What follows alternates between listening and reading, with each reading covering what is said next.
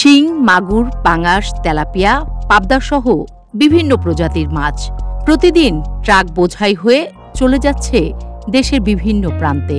ঝড় বৃষ্টি কোনো বাধা নয়। বছরের পর বছর ধরেই এই চিত্র দেখে আসছে জেলাটি। বাংলাদেশের মধ্যাঞ্চলের এই জেলাটিতে বছরে কেবল 12,000 কোটি টাকার মাছ উৎপাদন হয়। বলুন তো কোন জেলা?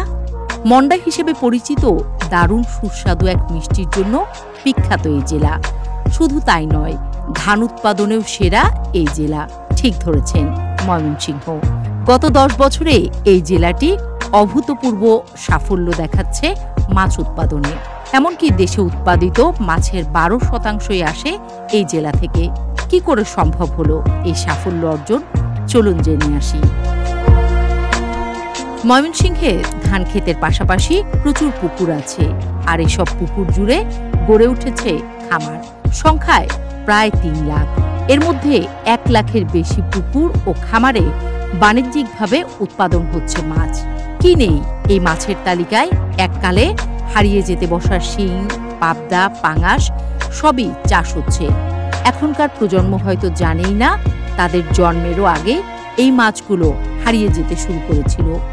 শুধু এদেশের লক্ষ লক্ষ মাছ চাষির প্রাণপণ পরিশ্রম আর মৎস্য গবেষকদের আপ্রাণ চেষ্টায় এই দারুণ সাফল্য মিলেছে। শুধু ময়মনসিংহই নয়, বিশ্বে মাছ উৎপাদনে আজ আমাদের প্রিয় দেশ তৃতীয়। সমকাল বলছে এই 2024-25 অর্থ বছরে রেকর্ড 4,28,645 টন মাছ উৎপাদন করেছে ময়মনসিংহ জেলা। ঢাকা ময়মনসিংহ মহাসড়কের পাশে ভালুকা ও ত্রিশাল অংশ এবং ময়মনসিংহ, শেরপুর ও কিশোরগঞ্জ মহাসড়কের দুই পাশে মাইলের পর মাইল চোখে পড়বে হাজার হাজার বাণিজ্যিক মাছের খামার। এসব জেলার বহু বেকার যুবকের কর্মসংস্থান হয়েছে এর মধ্য দিয়ে। মাছ উৎপাদনে ময়মনসিংহ জেলায় প্রথম স্থানে আছে ভালুকা।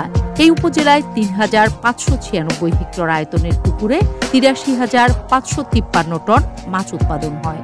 দ্বিতীয় অবস্থানে ত্রিশাল উপজেলা।